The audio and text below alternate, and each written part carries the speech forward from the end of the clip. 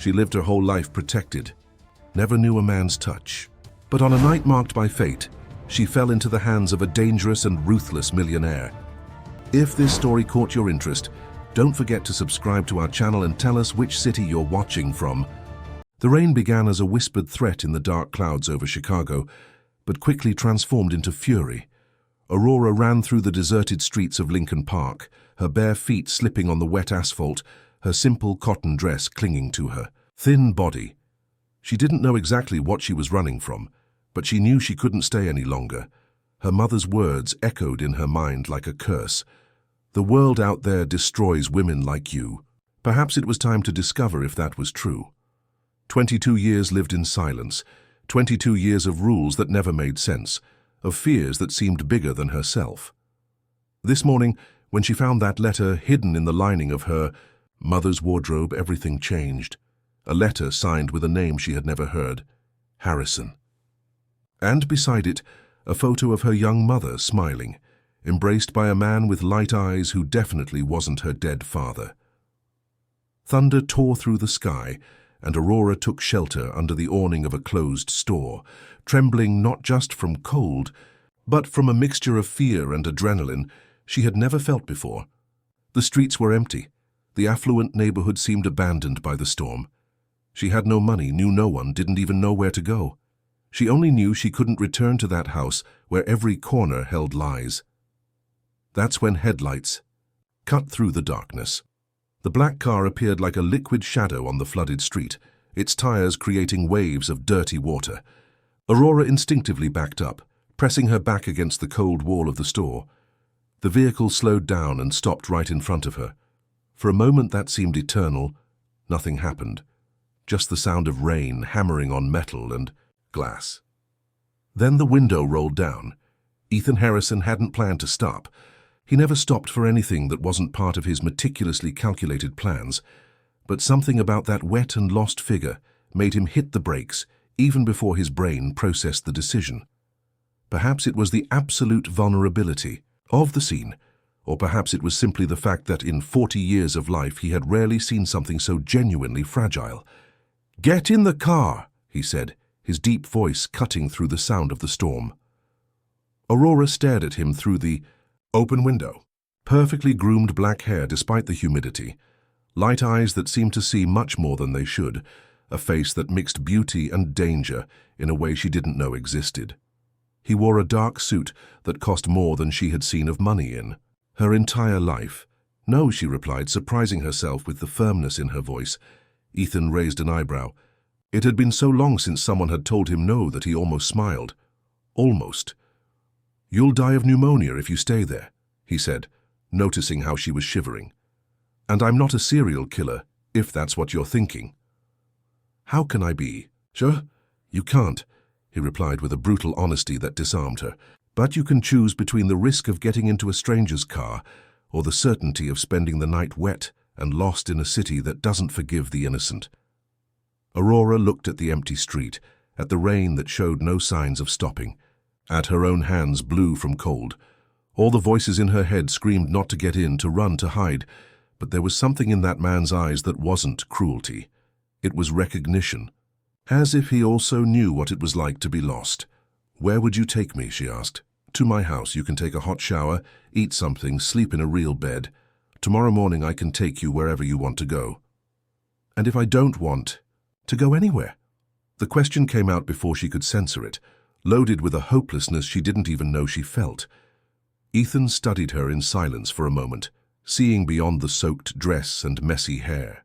There was something about her that he recognized, the feeling of not belonging anywhere.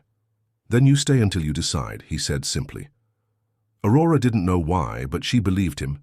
Maybe because in her entire life of silences and rules, no one had ever offered her a real choice. Or maybe because deep down she knew any fate was better than going back to the golden prison she had left behind. She opened the door and got in the car. The interior was a different world. Soft leather, the smell of expensive wood, and an elegant coolness that contrasted with the heat emanating from his body. Ethan didn't say anything as he drove through the dark and winding streets that climbed toward the hills. Aurora observed his profile, the way his hands held the steering wheel with absolute control, the almost imperceptible tension in his jaw. "What's your name?" he asked when they stopped at a traffic light. "Aurora." "Aurora," he repeated, as if testing the taste of the name. "Beautiful name for someone who runs away in the middle of a storm." "You didn't ask if I was running away." "I didn't need to ask. I recognize flight when I see it." She glanced at him sideways. "Have you ever run away from something?" "Every day," he answered, and there was something so dark in those two words that Aurora felt a shiver that had nothing to do with the cold. The mansion appeared at the top of the hill like a fortress of glass and black marble, illuminated against the stormy sky. Aurora had never seen anything like it. Huge windows that revealed luxurious interiors, geometrically perfect gardens even under the rain, architecture that was both dazzling and intimidating. "Is this where you live?" she asked, unable to hide her amazement. "It's where I exist," he corrected, and Aurora realized there was an important difference between the two things. When they got out of the car, he took off his jacket and placed it over her shoulders in a gesture so natural it seemed automatic. The fabric still carried the warmth of his body and a masculine cologne that made Aurora's stomach tighten in a strange way. The main door opened before they even reached it. An elderly man with grey hair and impeccable posture greeted them in the entrance hall. His eyes moved quickly from Ethan to Aurora, and she noticed a micro-expression of surprise that he immediately tried to hide. "Mr. Harrison," he said, with an almost imperceptible bow, "we weren't expecting you back today." "Change of plans, William. Prepare the blue room for our guest. She'll need dry clothes and something warm to eat." Aurora noticed how Ethan didn't explain who she was or where she came from. He just gave orders that were accepted without question. That's how he lived, she realized, in a world where his words were law and his decisions weren't questioned. The interior of the mansion was even more impressive than the exterior. Black marble extended across the floor like a dark mirror, reflecting crystal chandeliers that hung from the high ceiling like frozen constellations. Double-curved staircases rose to the upper floors, and works of art that Aurora suspected were originals decorated the walls like windows to other worlds. "Come," said Ethan, placing his hand lightly on her back to guide her. The touch was brief, almost respectful, but sent an electric current up Aurora's spine that made her stumble a little. He noticed. Of course he noticed. Men like Ethan Harrison noticed everything. They climbed the main staircase in silence, their steps echoing on the marble. Aurora observed everything with a mixture of fascination and discomfort. It was beautiful, yes, but there was something cold in that perfection, something that suggested this house was more a museum than a home. "How long have you lived here?" she asked, her voice sounding small in the vast space. 20 years. He replied, "My father built this house but never got to live in it. He died before it was finished." "I'm sorry." Ethan stopped at the top of the stairs and looked at her with a strange expression. "Why are you sorry? You didn't know him." The question disarmed her. It's what people say when someone loses their father." "Ah, yes. Social conventions." There was a bitter irony in his voice. "I didn't feel sorry when he died. I probably should have, but I didn't." His brutal honesty was disturbing. Aurora had grown up in a world of forced politeness and hidden truths. That raw frankness was both refreshing and frightening. He led her down a long corridor, flanked by huge windows that offered a spectacular view of the city below. The lights of Chicago stretched to the horizon like a terrestrial constellation, punctuated by the occasional lightning of the storm still ravaging the night. "This will be your room," he said, opening a dark wooden door. Aurora entered and almost lost her breath. The room was bigger than the entire house where she had grown up. A king-size bed dominated the center, covered with bluish-gray sheets that seemed to be made of silk. Floor-to-ceiling windows offered a panoramic view of the city, and there was a door that led to what looked like a marble bathroom.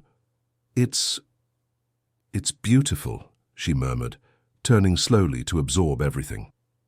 Ethan was watching her from the doorway, But his focus wasn't on the decor. It was on the way she moved, the expression of genuine admiration on her face, the way she delicately touched the bedspread as if it were something sacred.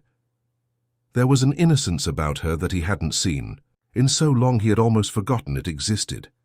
"William will bring clean clothes in a few minutes," he said. "The bathroom has everything you need. When you're ready, come down for dinner." He turned to leave, but her voice stopped him. "Ethan?" The name sounded different on her lips, softer, less formal. He turned slowly. "Why did you bring me here, really?" The question hung in the air between them like an unfinished confession. Ethan studied her in silence, noticing how she had wrapped herself better in his jacket, how her damp hair framed her face, forming small rebellious curls, how her large dark eyes seemed to hold secrets that even she didn't know.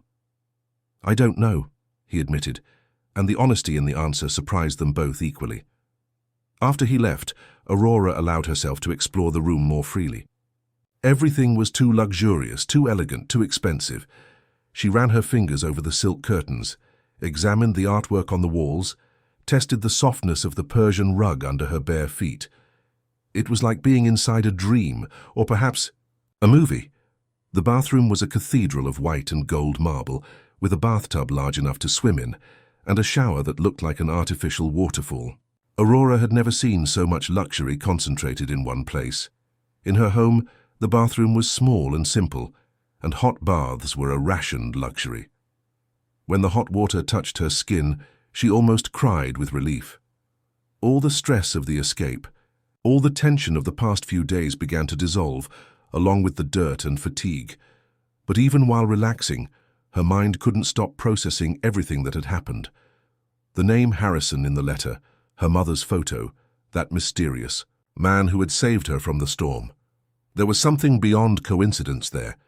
There had to be. When she left the bathroom, she found a simple but elegant dress laid out on the bed, along with underwear still with tags and a pair of low shoes that seemed exactly her size. Aurora frowned. How had he guessed her size so precisely? The dress fit perfectly on her body, as if it had been made especially for her. It was dark blue, almost black, with a soft texture that caressed her skin. When she looked in the mirror, she almost didn't recognize herself. She looked different, more womanly somehow. She descended the stairs slowly, admiring the grandeur of the place again. She followed the voices until she found a dining room smaller than the other divisions of the house, but still impressive. Ethan was standing by a window, a glass of whiskey in his hand, watching the storm outside. He had changed out of the wet suit into more casual clothes, dark pants and a white linen shirt that emphasized the width of his shoulders. When he turned and saw her, something changed in his expression. His eyes lingered on her a little longer than would be appropriate, traveling from her still damp hair to the delicate feet in the borrowed shoes. "It looks good on you," he said, his voice slightly hoarser than before. Aurora felt the heat rise up her neck. "Thank you. How did you know my size?" "I have an eye for these things," he replied, but there was something in the way he averted his gaze that suggested the answer wasn't complete. They dined in a strange tension, punctuated by superficial conversations about the storm, the city, safe subjects that danced around the real questions hovering between them. Aurora realized that he was watching her when he thought she wasn't looking, studying her gestures, her expressions, as if trying to decipher a puzzle. "You said you recognize flight when you see it," she said finally, cutting through the silence. "What are you running from?" Ethan paused with his fork in the air, his jaw tensing almost imperceptibly. "From myself, mainly," he answered after a moment. "And you? What are you running from, Aurora?" She played with the food on her plate, considering how much truth she was willing to share with this stranger who didn't seem like a stranger. "From the lie," she said finally. "From a lifetime of lies." The phrase hung in the air like an unfinished confession. Ethan studied her with an intensity that made Aurora feel naked, as if he could see through the words to the hidden truths in her soul. "What kind of lies?" he asked, his voice low and careful. Aurora hesitated. Part of her wanted to tell everything, The discovery of the letter, her mother's photo, the name Harrison that had changed her life in a matter of hours. But another part, the part created by years of silence and secrets, prevented her. The ones they tell us about who we should be, she said finally. About how we should live, about what we should accept without questioning. Ethan nodded slowly, recognizing something familiar in those words. I know those lies well. I grew up swallowing them with every meal. They finished dinner in a more comfortable silence, each lost in their own thoughts. When William appeared to collect the plates, Ethan stood up. You must be tired, he said. Tomorrow we can talk about your plans. Aurora nodded, but when they reached the foot of the staircase, she turned to him. Ethan, may I ask you something? You may. The east wing of the house. I noticed all the windows are dark, as if it were closed. Why? The change in his expression was subtle, but Aurora caught it. A shadow passed over his eyes, a tension that stiffened his posture. They're just empty rooms, he said. Nothing that might interest you. But the way he avoided her gaze said otherwise. Aurora nodded, pretending to accept the answer, but her curiosity only intensified. That night, lying in the too-soft bed and wrapped in sheets that smelled of lavender, Aurora couldn't sleep. Every sound of the house seemed amplified in the darkness, the wind beating against the windows, the occasional creaks of old wood, the distant echo of footsteps in the corridors. Around 2 in the morning, she gave up trying to sleep. She put on the robe she had found in the wardrobe and left the room silently. The mansion at night was even more imposing, with shadows creating ghostly shapes in the poorly lit corridors. She began to explore without a specific destination, driven by a mixture of curiosity and restlessness. She discovered an immense library, with shelves that rose from floor to ceiling and thousands of leather-bound books. There was a music room with a grand piano that shone like a black mirror, an office with a huge desk and walls covered with paintings that looked like family portraits. It was in this office that she stopped, attracted by the faces in the golden frames, men from different eras, all sharing similar traits, strong jaws, light eyes, expressions that mixed power and melancholy. The Harrison lineage, she presumed. But it was at the last picture that her heart almost stopped. It wasn't a painting, but a black and white photograph, clearly more recent than the other. Portraits. It showed a young man with dark hair and charming smile, embracing a woman of delicate beauty with large dark eyes. Aurora recognized the female face immediately. It was her mother, 20 years younger, but definitely her mother. And the man wasn't Ethan, but looked so much like him that he could only be a close relative, perhaps a brother, perhaps found something interesting. Ethan's voice behind her made her jump and let out a muffled scream. She turned quickly, heart racing, and found him standing at the entrance to the office. He wore only dark pajama pants, his bare torso revealing defined muscles and some scars that suggested a life less protected than his wealth might indicate.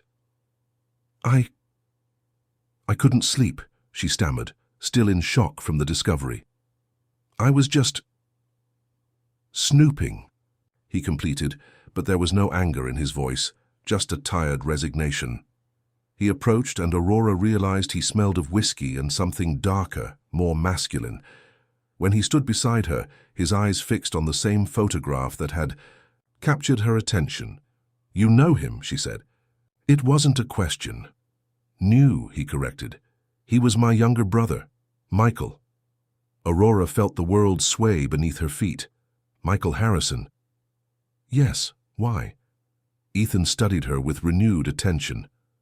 Does that name mean something to you?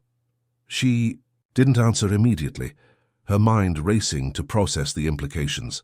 If the man in the photo was Michael Harrison, and if he had been with her mother, the woman in the photo, she said with a trembling voice, is my mother. The silence that followed was deafening. Ethan stared at her with an expression that passed through disbelief before settling into a slow and disturbing understanding. Your last name, he said finally. What is it? Bennett. Aurora Bennett. And your mother's name? Ellen. Ellen Bennett. Ethan closed his eyes for a moment, as if processing painful information. When he opened them again, there was something different in them, a mixture of recognition and something that seemed suspiciously close to fear. Ellen Morgan, he said slowly. Before she got married, she was called Ellen Morgan. Aurora nodded, confused. How do you know that? Because, said Ethan, his voice loaded with a gravity that made her tremble, she was the only woman my brother ever loved, and also the only woman who almost destroyed our family. The revelation fell between them like a bomb. Aurora leaned against the desk, her legs suddenly weak. It can't be coincidence. No, agreed Ethan, it can't. They looked at each other in the dimness of the office, two people who had met by chance, discovering that their destinies were intertwined in ways that neither could have imagined. The sexual tension that had hovered between them all day now mingled with something more complex and dangerous. What happened between them? Asked Aurora, although part of her feared the answer. Ethan moved away, running his hand through his hair in a demonstration of nervousness she hadn't seen before. It's a long and complicated story, a story that destroyed my brother and almost destroyed me. I need to know, she said, her voice firm despite the fear. I need to understand why my mother lied to me my entire life, why she told me my father had died before I was born. Ethan looked at her for a long moment, studying her face in the faint light coming from the corridor. There was determination there, and a strength he was beginning to recognize. Aurora Bennett wasn't just the vulnerable young woman he had found in the storm. There was steel beneath that apparent fragility. Your father didn't die before you were born, he said finally. He died when you were 3 years old, and yes, I know who he was. Aurora felt as if the floor had opened beneath her feet. Who? Ethan hesitated, as if the next words would change everything irreversibly, and perhaps they would. Your father, he said slowly, was my brother Michael, which means, Aurora, that you are my niece. The information hit her like lightning. For a moment she couldn't breathe, couldn't think, couldn't process what that meant. All the sexual tension, all the attraction she had felt for him, all the electric chemistry between them. No, she murmured, shaking her head. This can't be true. But even as she denied it, she knew it was. It explained so much, why her mother had fled, why she had lied, why she had raised Aurora away from the world. It explained the fear, the secrets, the rigid rules. And it also explained why finding Ethan had seemed so familiar, so right, even being completely wrong. Aurora let herself fall into the leather chair behind the desk, her body trembling with a mixture of shock and something that dangerously resembled nausea. The revelation echoed in her mind like a distorted echo. Niece, uncle, Michael lies, an entire life built on falsehoods. I need to leave, she said abruptly, getting up with jerky movements. I need to get out of here now. Aurora, wait. Ethan took a step toward her, but she instinctively backed away. Don't touch me, she said, her voice cutting. I can't do this. This is wrong, he completed, his voice loaded with a bitterness she didn't expect. I know. Believe me, I know exactly how wrong this is. Did you know, she asked, her eyes narrowing, when you brought me here, did you know who I was? No, he replied immediately. I swear by everything sacred I have that I didn't know. If you had known what? You wouldn't have saved me from the storm. You would have left me to die of cold in the street? The anger in her voice hit him like a slap. If I had known, he said slowly, I would have taken precautions not to feel what I felt the moment you got into my car. The raw confession hung between them like a sentence. Aurora stared at him, seeing for the first time real vulnerability in those light eyes that always seemed to have absolute control over everything. You felt, she said. It wasn't a question. From the first second, he admitted. And so did you. Aurora didn't deny it. She couldn't deny something so obvious, so visceral. Does that make us terrible people? Probably, said Ethan, running his hand over his face in a demonstration of fatigue. But we didn't know. And what we felt happened before we knew the truth. And now? Now that we know? The question hung in the air like a sharp blade. Ethan didn't answer immediately, but she saw the internal struggle reflected in his tense features. Now, he said finally, you need to hear the complete story. You need to understand what happened between Michael and your mother, why she ran away, why she lied to you. Only then can you decide what to do with this information. Aurora wanted to refuse, wanted to run from that mansion and never look back. But the need to know the truth after a lifetime of lies was stronger than fear. Tell me, she said, sitting back down. Ethan went to the bar in the corner of the office and served 2 glasses of cognac, offering one to her. Aurora accepted, grateful for the warmth the drink promised against the cold that had settled in her bones. Michael was 5 years younger than me, he began, leaning against the desk. When my father died, I took over the family business at 25. Michael was 20. He was always the more sensitive of us two, more idealistic, more human perhaps. Ethan paused, his eyes getting lost in the photograph that had caused all this revelation. Our businesses weren't always clean. My father built the Harrison empire on foundations that included blackmail, coercion, destruction of competitors. When I took over, I tried to legitimize some operations, but there are certain legacies from which we can't easily escape. Legacies like what? Asked Aurora, though she knew she might not want to hear the answer. Like contracts with people who prefer to resolve business disputes outside the courts.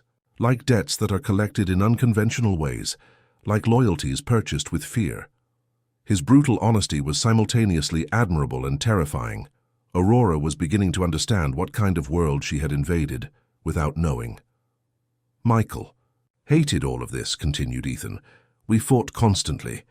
He wanted us to abandon all the questionable businesses, to start over from scratch, clean. I said it was impossible, that some doors can't be closed once they're opened. And my mother, how does she fit into this? Ellen worked at a small flower shop in downtown Chicago. Michael met her when he went to buy flowers for our fathers. Grave, he fell in love instantly, and she fell in love too. Ethan took a sip of the cognac as if he needed courage to continue. For 2 years they were happy. Michael had never been so complete.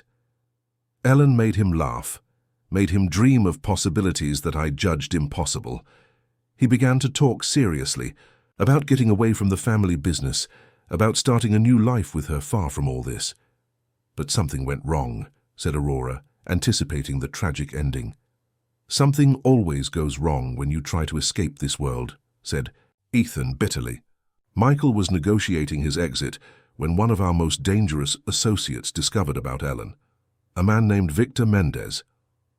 The name came out of his mouth like a curse. Victor had been doing business with us since my father's time. Dirty, dangerous, profitable business. When Michael tried to leave, Victor saw it as a betrayal and decided to use Ellen as leverage to force Michael to stay. Aurora felt her stomach contract. What did he do? First it was subtle threats, then not so subtle. Ellen began receiving anonymous gifts, expensive jewelry, flowers, cards with messages that made it clear she was being watched. Michael panicked, hired security, tried to protect her. But he couldn't. For a time, yes. But Victor is a patient and creative man. He discovered that Ellen was pregnant before she even knew. Aurora swallowed hard. Pregnant with me. Yes, and he used that information as the ultimate weapon. He said that if Michael didn't fully return to the family business, not only would Ellen suffer the consequences, but also the child. The room seemed to get smaller, the air heavier. Aurora tried to imagine her young mother, in love, discovering she was pregnant in the middle of a war she hadn't chosen. What did Michael do? What any man in love would do, said Ethan, and there was a deep pain in his voice. He tried to solve the situation alone, tried to confront Victor directly, negotiate, threaten, bribe, anything to protect you both. And Victor killed him. Not directly. Victor was too smart for that. But he orchestrated a situation where Michael had no choice but to put himself in danger, a meeting that was supposed to be a negotiation, but was actually a trap. Ethan closed his eyes as if the memory were physically painful. They found Michael at the docks in Lake Michigan, 3 bullets in his chest. The police filed the case as a settling of scores between criminals. I knew the truth, but had no way to prove it. And my mother, Ellen, disappeared on the day of the funeral, left the flower shop, the house where they lived, everything. She took only you, who was 3 years old at the time, and vanished. For years I tried to find her, not to hurt her, but to protect her, to ensure you both were safe.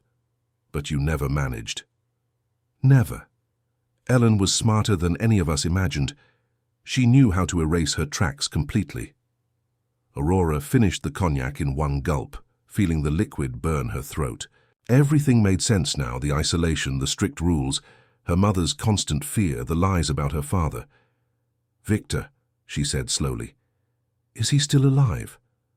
The question made Ethan look at her with renewed intensity. "Why do you ask?" "Because if my mother is still hiding after all these years, it's because she's still afraid of him. And if I appeared here in this house, it means maybe he still represents a danger." Ethan nodded slowly. "Victor Mendez isn't just a common criminal, Aurora. He's a man who turned revenge into an art. And yes, he's still alive, still active, and still hates the Harrison family with a passion that borders on obsession." The implication was clear. Aurora wasn't just discovering her true story. She was potentially placing herself at the center of a war that had begun before she was even born. The days that followed were strange and tense. Aurora couldn't leave the mansion. Ethan had made it clear it would be dangerous for her to go, out without adequate protection, at least until they understood if Victor knew of her existence. But staying was also a torture of a different kind. Every accidental glance between them carried the weight of the forbidden attraction that had grown before the devastating revelation. Every moment of silence stretched like a rope about to break. Aurora found herself watching Ethan's hands when he leafed through documents, remembering how she had imagined what it would be like to be touched by them.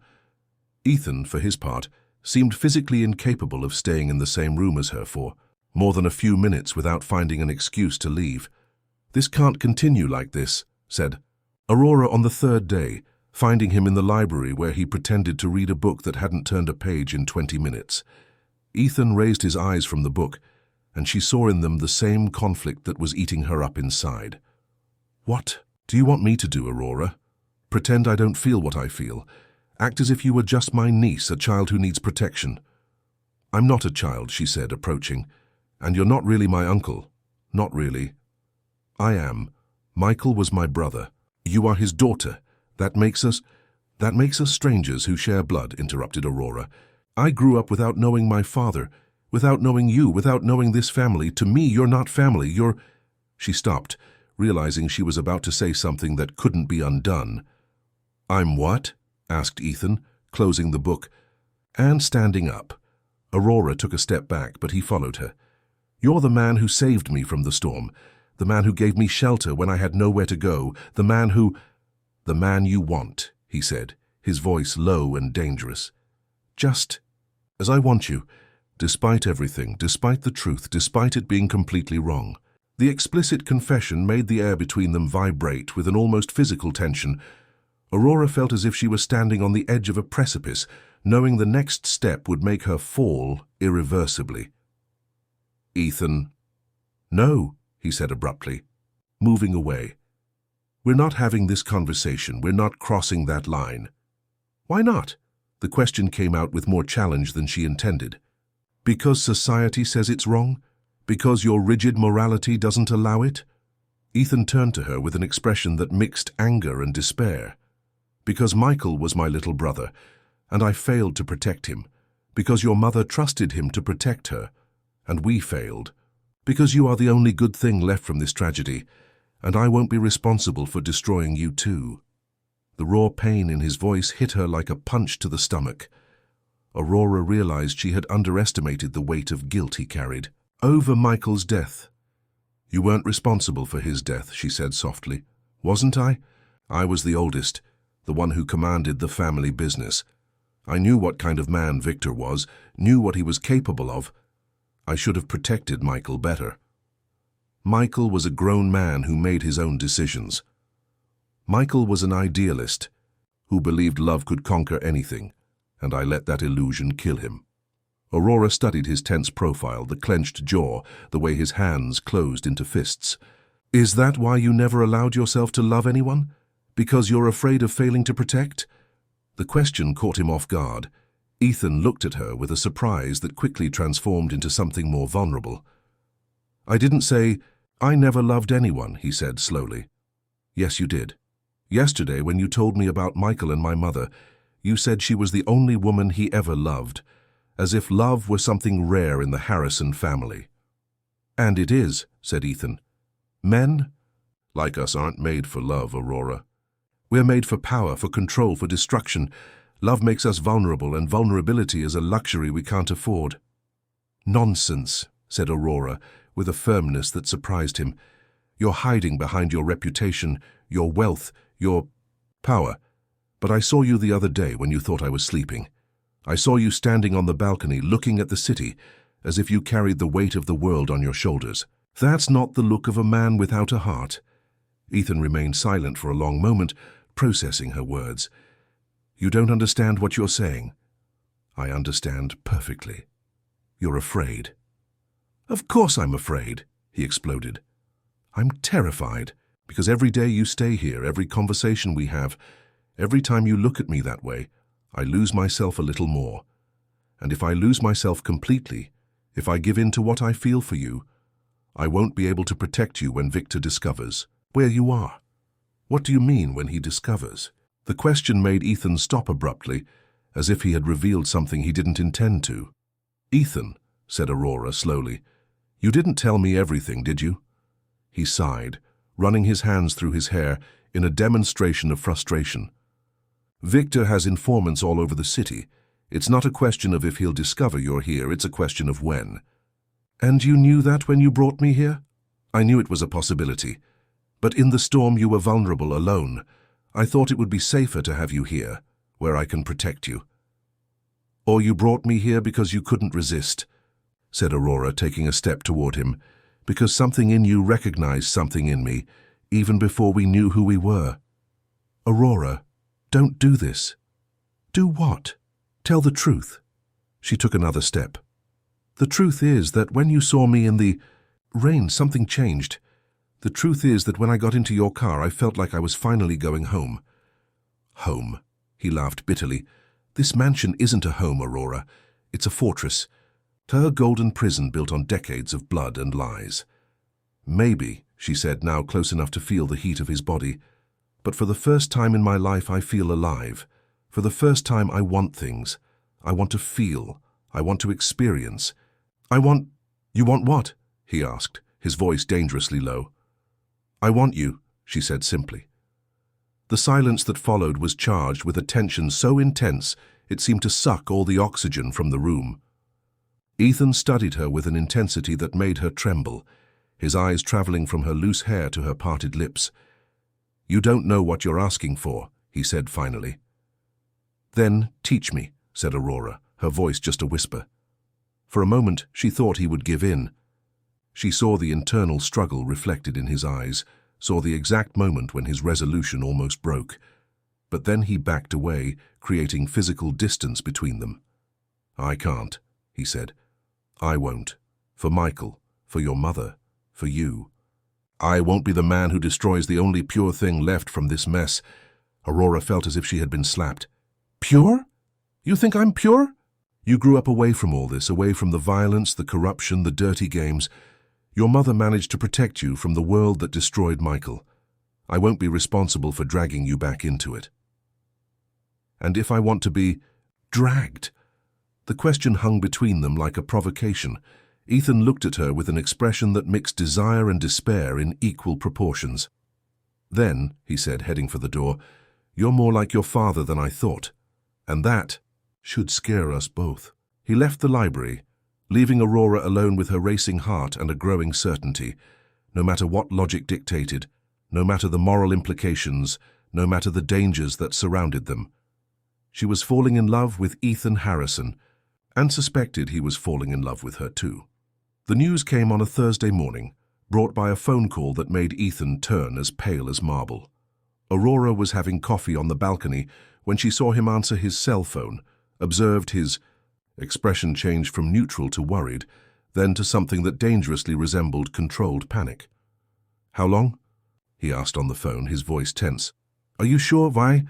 I understand. Double the security, now?" When he hung up, he stood for a moment, looking at the horizon as if he could find answers in the distant mountains. "What happened?" asked Aurora, though something in the pit of her stomach already knew she didn't want to hear the answer. Ethan turned to her, and Aurora saw real fear in his eyes for the first time since they had met. "Victor knows you're here." The coffee spilled when Aurora abruptly dropped the cup. "How?" "I don't know for sure. It could have been a photo, could have been someone who recognized you." He paused, a dark suspicion crossing his face. "Or it could have been someone from inside the house." The implication hung between them like a physical threat.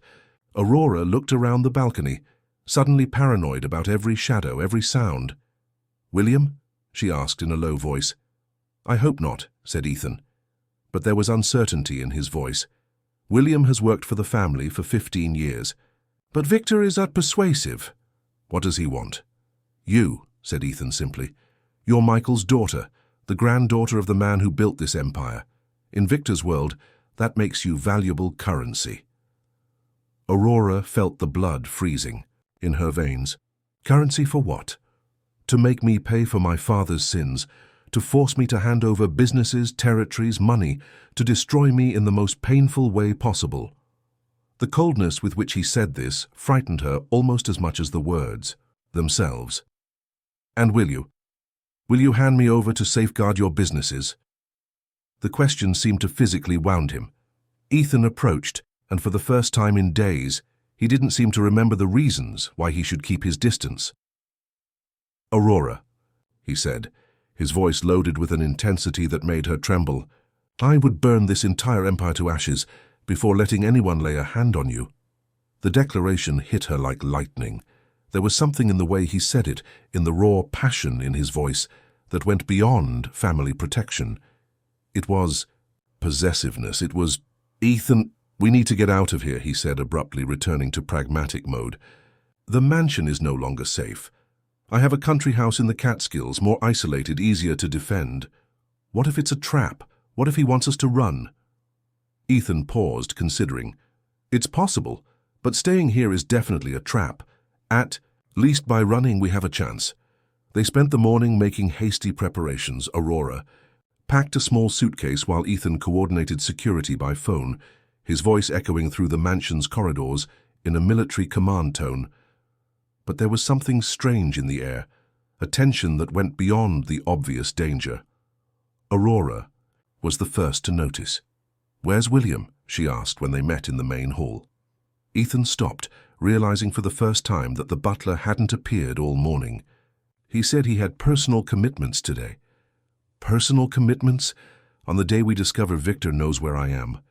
Ethan's eyes narrowed. Damn. They heard the sound of cars at the same time, powerful engines climbing the steep road that led to the mansion. Many cars. "Too late," murmured Ethan, running to the window. "They're already here." Aurora joined him and saw a fleet of black SUVs approaching the main gate. Armed men were getting out of the vehicles with the precision of a military operation. "How? Many?" she asked, surprised by the calmness in her own voice. "Many," said Ethan. "More than I expected." He grabbed his cell phone, but before he could dial, William appeared at the entrance of the hall. His face, normally cordial and professional, was tense, and there was something that looked suspiciously like remorse in his eyes. "I'm sorry, Mr. Harrison," he said. "They have my granddaughter." The betrayal hurt more than Aurora expected. William, who had been kind to her, who had prepared her meals, who had been a comforting presence in the strangeness of the mansion, had been the informant all along. "Where is she?" asked Ethan, his voice dangerously calm. "Safe for now. Victor promised to release her if I cooperated." "And you believed him?" The question made William lower his eyes. "I had no choice." "There's always a choice," said Ethan coldly. "You chose to sacrifice Aurora for your granddaughter." "It's not to hurt her," said William quickly. "Victor just wants to talk to her, find out what she knows about Ellen's whereabouts." "My mother," Aurora stepped forward. What does he want with my mother? Ellen has something that belongs to him, said a new voice, deep and unctuous, coming from the main door. Everyone turned to see Victor Mendez entering the mansion as if he owned it. He was a man in his 60s, perfectly groomed grey hair, expensive suit, appearance of a respectable businessman. But there was something in his eyes, a reptilian coldness that revealed his true nature. Victor, said Ethan, and Aurora noticed. He had subtly positioned himself between her and the man who had destroyed her family. Ethan, you look well, my old friend. The years have been kind to you. We're not friends, said Ethan. We never were. Victor smiled, a smile that didn't reach his eyes. No, I suppose not, especially after the incident with your brother. You killed Michael. Michael killed himself, corrected Victor casually. His romantic obsession blinded him to the realities of the world we live in. I simply took advantage of that weakness. Aurora felt anger rise like bile in her throat. He was my father. Victor turned to her for the first time, studying her with clinical interest. Ah yes, little Aurora, you look more like Ellen than Michael. That's appropriate. What do you want? She asked, forcing firmness into her voice. I want two things, dear girl. First, I want to know where your mother is hiding. Second, I want back what she stole from me. My mother never stole anything. Victor laughed, an unpleasant sound that echoed through the marble hall. Your mother didn't tell you about the documents, the record she took from Michael's house before disappearing. Aurora looked confusedly at Ethan, who had tensed. What documents? Financial records, said Ethan slowly. Contracts, agreements, evidence of certain activities. Evidence enough to put me in prison, said Victor cheerfully, or to destroy me in the business world. Ellen was always smarter than Michael deserved. She took them as insurance, understood Aurora, to protect herself and me. Exactly, and now I want them back. I don't know where she is, said Aurora honestly. I haven't spoken to my mother in weeks. Lie, said Victor softly. Mothers always know where their daughters are, and daughters always know how to find their mothers. He made a gesture, and several armed men entered the mansion, positioning themselves strategically. Aurora realized there was no way out. You are going to help me find Ellen, continued Victor, and she is going to hand over the documents to me. In exchange, all the people you love will remain alive. All the people I love? Aurora looked around, confused. I don't. Her eyes met Ethan's, and the truth hit her like lightning. Victor knew. Somehow he knew about the feelings that had grown between them. Ah, yes, said Victor, noticing the exchange of glances. William told me about the interesting chemistry between you two. How dramatic, isn't it? The daughter of the man I killed in love with his brother. Michael would be turning in his grave. The casual cruelty of the observation made Aurora tremble with anger. You're a monster. I'm a businessman, corrected Victor. And you, my dear, have just become the best deal of my life. The silence that followed was broken only by the sound of Victor's men positioning themselves around the mansion, their boots echoing on the marble like a threatening symphony. Aurora felt her heart beating so hard she was sure everyone in the room could hear it. Here's what's going to happen, said Victor, making himself comfortable in one of the leather armchairs as if he owned the place. Aurora will call her mother and arrange a meeting. Ellen will come here, bring the documents, and we can all resolve this misunderstanding in a civilized manner. And if I refuse? Asked Aurora, raising her chin in a demonstration of courage she didn't feel. Victor smiled, a smile that froze her blood. Then I will start breaking parts of Ethan's body until you change your mind. I'll start with the fingers. He won't need all 10 to sign the transfer of ownership of his businesses to me. The explicit threat made Aurora involuntarily step back. Ethan, however, remained motionless, but she saw the tension in every line. Curve his body. You're bluffing, said Ethan. If you kill me, you'll never be able to access the family business. There are protocols, digital securities. Who said anything about killing? Interrupted Victor. Torture can be much more persuasive than death and much more lasting. Aurora felt nausea rising in her throat. I don't know her number. My mother never gave me a way to contact her directly." "Lie," said Victor. Patiently. "No mother who loves her daughter disappears completely. There's always some form of emergency contact, a phone, an address, an intermediary person." Aurora hesitated, and Victor caught the hesitation immediately. "Ah, so there is something," he said, leaning forward with renewed interest. "What is it? A relative? A family friend? A church?" "Mrs. Carmen," said Aurora in a low voice, hating herself for giving in. "The owner of the boarding house where I lived. My mother said that if anything happened—" "Perfect," said Victor, gesturing to one of his men. "Bring a phone. We're going to make a call." Ethan stepped forward.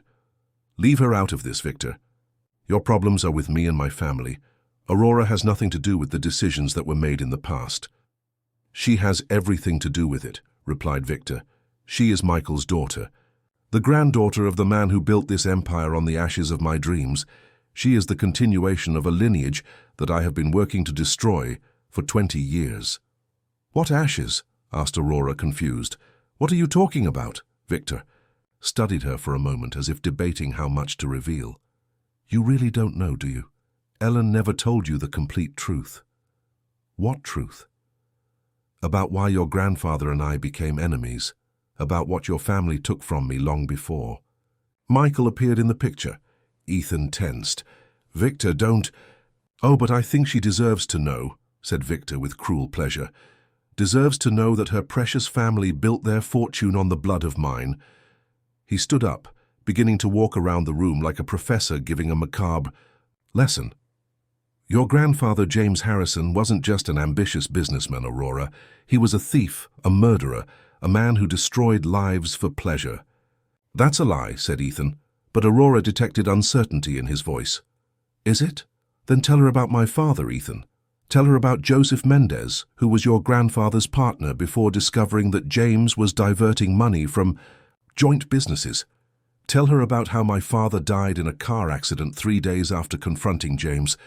Tell her about how my family lost everything overnight." Aurora looked at Ethan, seeking denial in his eyes, but found only guilt. "Is it true?" she asked in a low voice. "I don't know," admitted Ethan. "My father never talked much about the past, but there were always stories." "Stories," laughed Victor bitterly. "What a nice word for family genocide. James didn't just kill my father, Aurora. He made sure my mother was evicted from our home, that my brothers were expelled from their schools, that no employer in the city would hire us. We starved, literally." The revelation fell on Aurora like an avalanche. Her family, the family she was just beginning to know and understand, had been built on violence and destruction. "I was 15 when I swore to destroy everything James had built," continued Victor. "It took me 30 years to get close. Michael was just an unexpected bonus." "You killed my father for revenge," said Aurora, anger finally overcoming fear. "I killed your father because he was a Harrison," corrected Victor, "and because he was too much in love to see the trap I had set. Love made him stupid, as it's making Ethan now." Aurora felt Ethan tense beside her. "What do you mean by that?"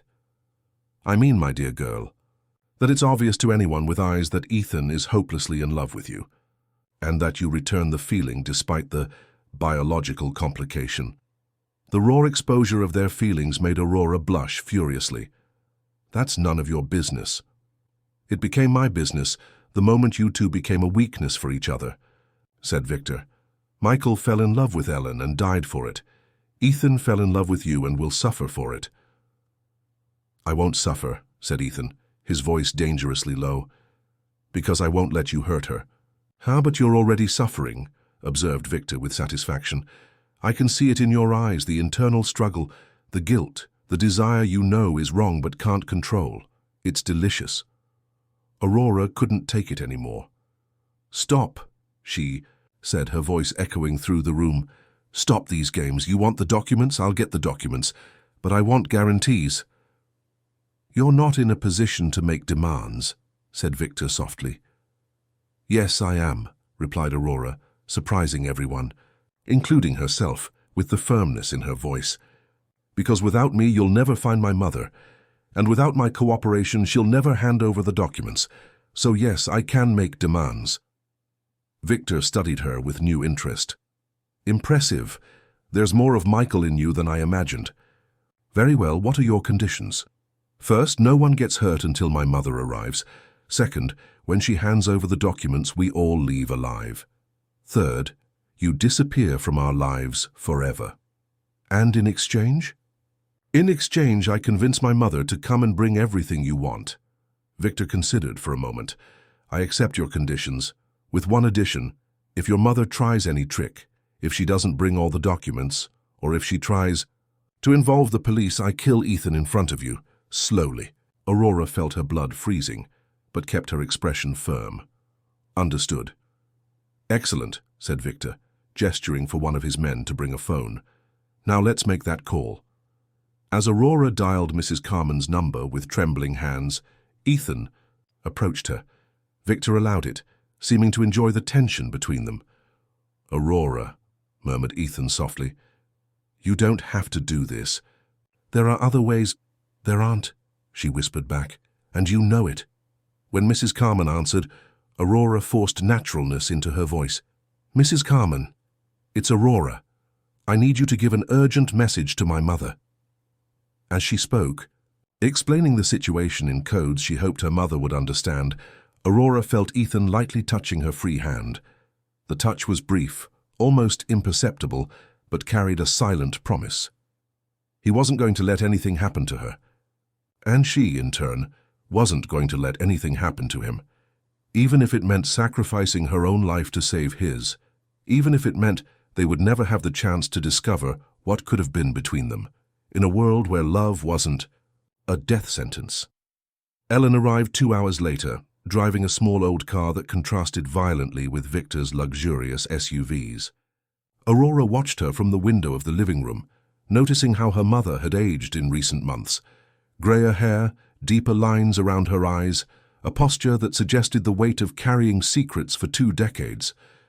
But there was something else. Ellen didn't seem surprised or desperate. She seemed prepared. "Your mother is punctual," observed Victor, also watching from the window. That was always one of her most irritating qualities. Ellen entered the mansion alone, carrying a brown leather folder that looked like it had seen better days. When her eyes met Aurora's, there was a moment of pure maternal communication, relief to see her alive, fear for what was to come, and something Aurora took time to identify, an iron determination she had never seen in her mother before. "Ellen," said Victor, standing up like a host receiving a guest, "you look well. The years have been less kind to you than to Ethan." "Victor," replied Ellen with a voice that carried neither fear nor anger, just fatigue. "Still as charming as ever." "Mom," said Aurora, taking a step toward her. But Victor gestured for her to stop. "Family reunions can wait," he said. "Business first. Did you bring what I asked for?" Ellen raised the folder. "I brought everything. Every document, every recording, every piece of evidence that compiles your crimes over the last 20 years. "Recordings?" Victor's eyebrow arched. "You were recording our conversations?" "Not our conversations," corrected Ellen. "Michael's conversations. He used a small recorder whenever he went to meetings he considered dangerous, called it life insurance." Aurora saw Ethan tense. "Michael was recording business meetings?" "He was recording everything," said Ellen, looking directly at Ethan, "including the meetings with you, when he tried to convince you to let him leave the family. Business." The silence that followed was loaded with implications. Victor began to study Ethan with renewed interest. "Interesting," he murmured. "So there's evidence not only of my crimes, but also yours, Ethan." "Michael wasn't involved in anything criminal," said Ethan quickly. "But you were," said Ellen softly, "and Michael knew that you were involved with Victor much more deeply than you admitted. Knew that you couldn't simply let him leave the business because that would compromise agreements you had made." Aurora felt as if the floor had opened beneath her feet. What is she talking about? Ethan closed his eyes, as if the truth were physically painful. Aurora... Tell her, said Ellen, her voice gaining strength. Tell her why Michael really died. He died because Victor killed him, said Aurora, looking between her mother and Ethan, because of the revenge against the family. He died, said Ellen slowly, because Ethan sold him out. The accusation exploded in the room like a bomb. Aurora looked at Ethan, seeking denial in his eyes, but found only guilt and despair. That's not true, said Aurora weakly. Ethan had agreements. With Victor, continued Ellen inexorably, agreements that depended on the total loyalty of the Harrison family. When Michael tried to leave, when he threatened to expose everything, Ethan had to choose, protect his brother or protect the empire. It wasn't like that, said Ethan finally, his voice hoarse. I tried to protect him, tried to find a way out that would keep you both safe and Michael alive. By lying to him, said Ellen, telling him Victor had agreed to let him go, sending him to that meeting at the docks, knowing it was a trap.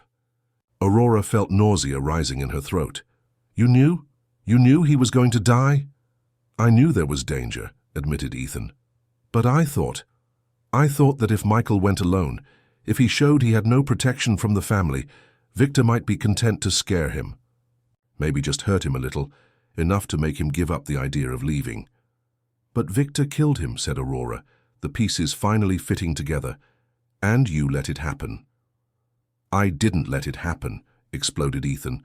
When I found out he had died, I tried to get revenge, tried to destroy Victor. You tried for about a week, said Victor with amusement, until I reminded you that if you destroyed me, you'd take yourself down with me. Our partnership was too profitable to be abandoned for sentimentality.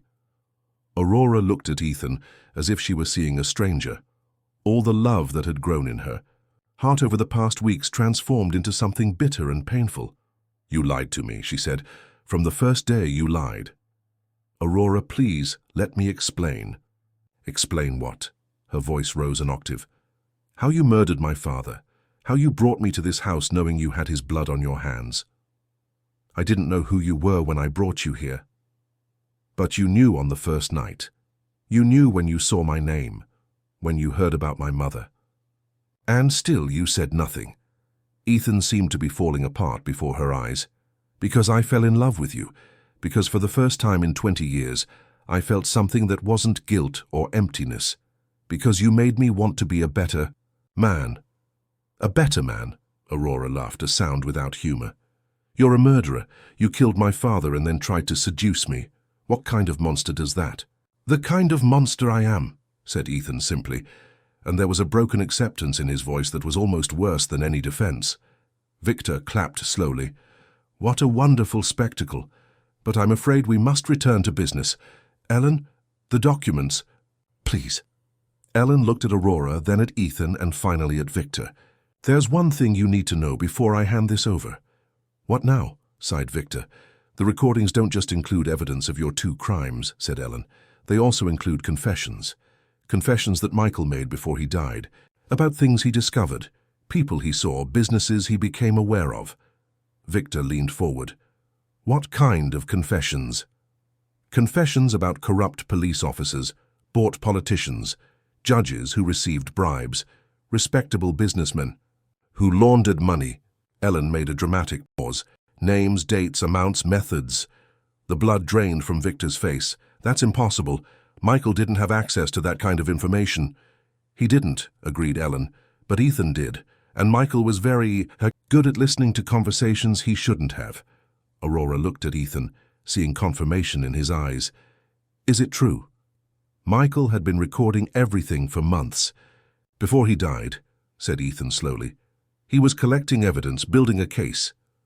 A case for what? To destroy everything, said Ellen. Michael didn't just want to leave the family business. He wanted to expose everything, clean the slate, start over from scratch. And you killed him for that, said Aurora, the final understanding arriving like lightning. We killed him for that, confirmed Ellen. But before he died, he gave me all the documents, and I've spent the last 20, Years collecting more evidence, more proof, more names. She opened the folder and revealed not just documents but computer drives, cassette tapes, photographs. "This folder," said Ellen calmly, "contains enough information to destroy not just Victor and Ethan, but an entire network of corruption that extends throughout Cook County." Victor and Ethan looked at her with identical expressions of horror. "And now," said Ellen, smiling for the first time since she had arrived, "we're going to renegotiate the terms of our agreement." The silence that followed Ellen's declaration was absolute. Aurora saw Victor Mendez truly shaken for the first time, his mask of control slipping to reveal something that dangerously resembled fear. Ethan, for his part, looked like a man who had just seen his own death sentence. "What kind of renegotiation?" asked Victor, his voice carefully controlled. Ellen closed the folder and held it against her chest like a shield. "Very simple. Aurora and I leave here. Today, free and unhindered. In exchange, I don't deliver this evidence to the FBI. "And Ethan?" asked Aurora, surprised by her own question. Even after everything she had discovered, some part of her still cared about his fate. Ellen studied her with eyes that seemed to see much more than they should. "Ethan stays. This is between him and Victor now." "No," said Aurora immediately. He may have done terrible things, but I won't let him die." "Aurora," said Ellen softly, "this man killed your father. This man also saved me from—" "The storm," replied Aurora. "Gave me shelter when I had nowhere to go, and—" She hesitated, then forced the words out, "and I fell in love with him." The confession fell on the room like a bomb. Victor laughed, a genuinely amused sound. "It couldn't be better. The daughter falls in love with the father's murderer. Shakespeare couldn't write something so deliciously perverse." "Shut up," said Aurora, turning to him with fury. "Aurora," said Ethan, his voice broken, "you don't understand what you're saying. I don't deserve your protection. I don't deserve your love." "That's not your decision," she said firmly. "It's mine." Ellen observed her daughter with a complex expression. "You really love this man, even knowing what he did." Aurora looked at Ethan, the man who had awakened feelings in her she didn't know existed, who had shown kindness and vulnerability amid so much hardness, who had confessed his own darkness with brutal honesty. And yes, the man who had betrayed her father. "I love the man he could be," she said finally, "and maybe the man he really is underneath all the wrong choices." "Then you're braver than I am," said Ellen softly. "I never managed to love Michael knowing the things he was involved in." "You did love him," said Aurora. "That's why you ran when he died. That's why you kept all this evidence. That's why you spent 20 years hiding." Ellen seemed surprised by her daughter's perception. "I ran because I was afraid." "You ran because you were pregnant and alone and trying to protect what was left of the man you loved," corrected Aurora. "You ran because you knew if you stayed, Victor would kill us both." "Very perceptive," commented Victor, "though incorrect on one crucial point. I would never have killed a child. I'm not a monster." "No?" Aurora turned to him. "Then what are you?" "I'm a man who has spent his entire life seeking justice for crimes that were never punished," said Victor. "Your family destroyed mine, Aurora. Literally destroyed it. My father is dead, my brothers scattered around the world, my mother died in misery, all because of your grandfather. And that justifies 20 years of revenge. Justifies killing my father?" "It justifies everything," said Victor simply. "Some debts can only be paid with blood." Aurora looked around the room, at her mother who had spent 2 decades carrying secrets, at Victor consumed by a thirst for revenge that had become his only reason for living, at Ethan devastated by guilt and by choices he couldn't undo. "No," she said finally. "It doesn't justify this. Nothing justifies this." She turned to Ellen. "Mom, hand over the documents." "Aurora," Ellen backed away. "You don't understand." "I understand perfectly," said Aurora. "I understand that all of you are trapped in the past, trapped in debts and revenges and guilt that won't change what has already happened. My father is dead. Victor's father is dead. How many more people will die before you realize that revenge doesn't resurrect anyone?" "The documents are our only protection," said Ellen desperately. "They're our only prison," corrected Aurora. As long as they exist, there will always be someone trying to kill us for them. There will always be fear, there will always be flight, there will always be threats. Victor studied her with renewed interest. What exactly are you proposing? I'm proposing an end, said Aurora. A real end. You want the documents? Take them. Destroy them, burn them, do whatever you want. But in exchange you disappear forever. No more persecution, no more threats, no more revenge. And Ethan? Aurora looked at the man she loved despite everything. Ethan will have to live with his choices. And I'll have to decide if I can live with them too. Ethan looked at her with an expression that mixed gratitude and despair. Aurora, you don't need to. Yes, I do, she said. I need to make my own decisions about my own life. I need to stop letting other people's choices determine my destiny. Ellen took a step toward her daughter. Aurora, you don't understand the risks. I understand that spending the rest of my life hiding is not a life, said Aurora firmly. I understand that carrying the weight of the past forever doesn't honor my father's memory. I understand that at some point, someone needs to be brave enough to break the cycle. She extended her hand to Ellen. Give me the documents, Mom. Aurora, no. Trust me, said Aurora. For the first time in my life, trust that I know what I'm doing. Ellen hesitated for a long moment, studying her daughter's face. Whatever she saw there convinced her, because she slowly handed the folder to Aurora. Aurora held the folder, feeling the literal weight of 20 years of secrets and evidence. Then she looked at Victor. Here are your documents, she said. Now give me your word that this ends here. Victor took the folder, opened it quickly to check the contents, then closed it with satisfaction. You have my word. And if you break that word, Victor smiled, but there was something different in the smile now. I won't break it. You know why? Because you've given me something I thought I would never have. What? Victory, he said simply. You've given me victory without more bloodshed, and there's something almost elegant in that. He turned to Ethan. As for you. As for me, Victor? Asked Ethan, straightening his shoulders. You're free to live with your choices, said Victor, just as I am now free to live with mine. Aurora realized she was trembling. The tension of the last few days, the revelation about Ethan, the confrontation with Victor, everything was taking its toll. But there was something else, a strange sensation of relief, as if an enormous weight had been lifted from her shoulders. It's done then, she said. It's done, agreed Victor. He gestured to his men, who began to withdraw. Ellen, Aurora. It was a pleasure. When Victor and his men left, the mansion fell into a strange silence.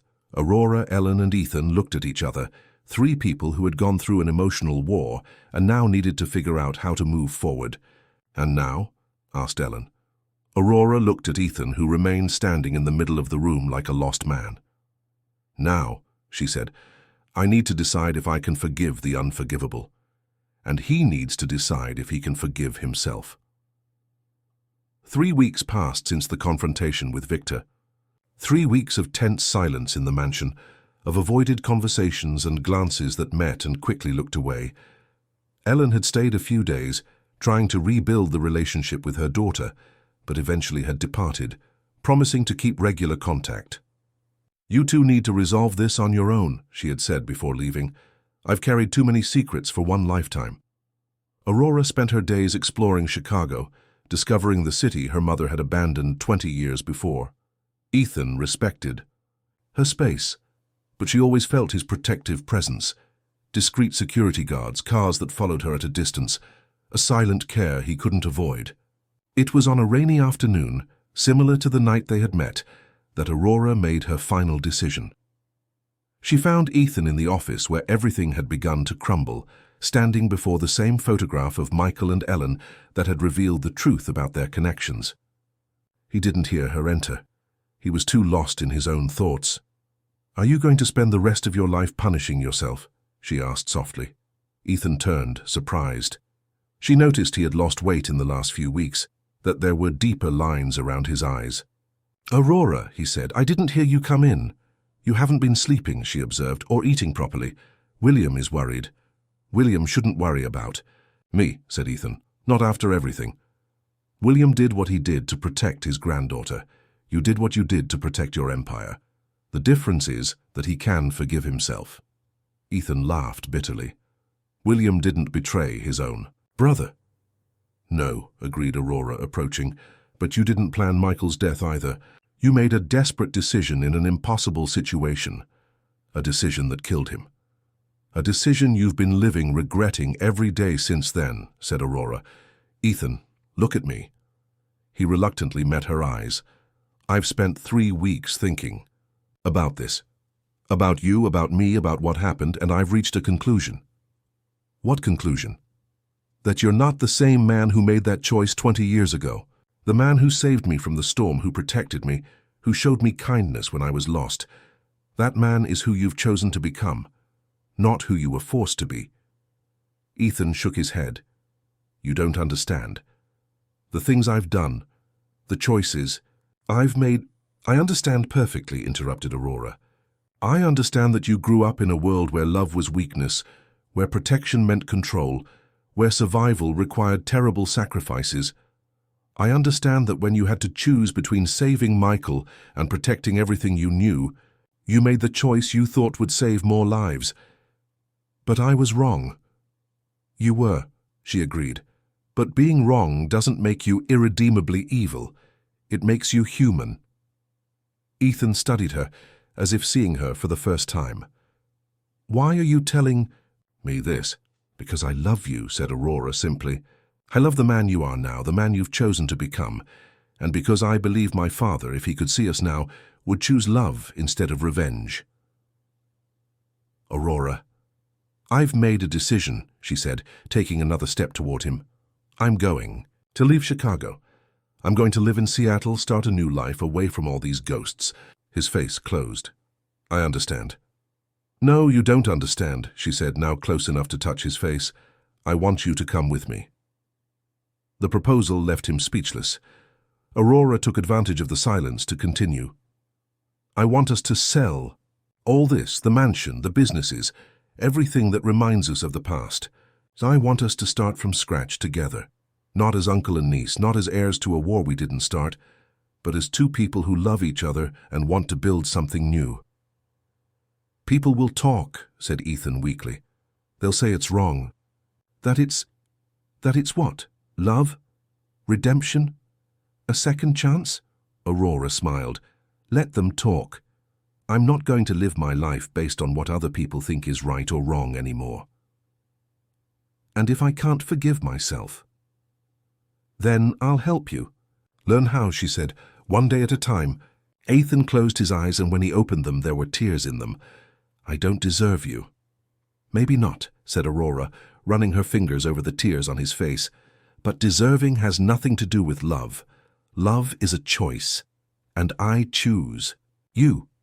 Even knowing, especially knowing, she said firmly, because now I know exactly who you are, your strengths and your weaknesses, your virtues and your sins, and still, I choose you.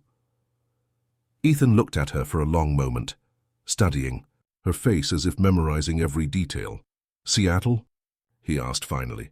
A house by the beach. Simple, small, far from all this, said Aurora. You can paint. I've always wanted to know if you have any artistic talent besides accumulating artwork. I can write. I've always wanted to try writing. Stories. Stories about what? About people who find redemption in the most unlikely places, she said. About love that transcends social expectations. About second chances. For the first time in weeks, Ethan smiled. A small, hesitant smile, but genuine. It's crazy, he said. The best kind of crazy, agreed Aurora. We're going to scandalize half of Chicago. We're going to scandalize the entire country, laughed Aurora. But we'll do it together. Ethan pulled her into his arms then, holding her as if she were the most precious thing in the world. And perhaps she was, not just for him, but for both of them. She was his redemption, he was her freedom. Together they were proof that love could indeed conquer all. I love you, he murmured against her hair. I love you more than I should, more than is sensible, more than anything. Then kiss me, she whispered. Kiss me as if we were just a man and a woman who love each other. Kiss me as if there were no past, only future." And he kissed her. A kiss that wasn't just desire but promise. A kiss that sealed not just their love, but their decision to build something new on the ashes of what had been destroyed. 6 months. Later, in a simple house facing the ocean in Malibu, Aurora woke to the sound of waves and the smell of fresh coffee coming from the kitchen. Ethan was on the porch, painting. The sunrise, his hair tousled by the sea breeze. He had sold everything, the mansion, the businesses, all the properties that carried the weight of the past. With the money, they had bought the beach house and invested the rest in social projects, a foundation in Michael's name that helped at-risk youth escape the world of crime. It wasn't easy. There were nights when Ethan woke up screaming, tormented by nightmares. There were days when Aurora questioned whether she had made the right decision. There were moments when both wondered if love would be enough to overcome everything that separated them. But they always found their way back to each other. They always chose love. "Good morning," said Aurora, approaching from behind him and putting her arms around his waist. "Good morning, my love," he replied, without taking his eyes off the canvas. "How did you sleep?" "Well, I dreamed about our father." That's how she referred to Michael now. Our father.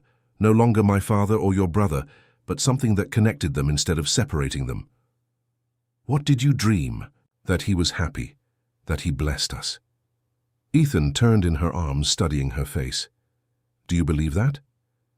"I believe that people who truly loved want those they left behind to also find love," said Aurora. "I believe my father would understand." "Our father," corrected Ethan softly. "Our father," agreed Aurora, smiling. And there, on the porch of a simple house, with the sun rising over the ocean and the promise of another day together stretching before them, Aurora knew she had made the right decision.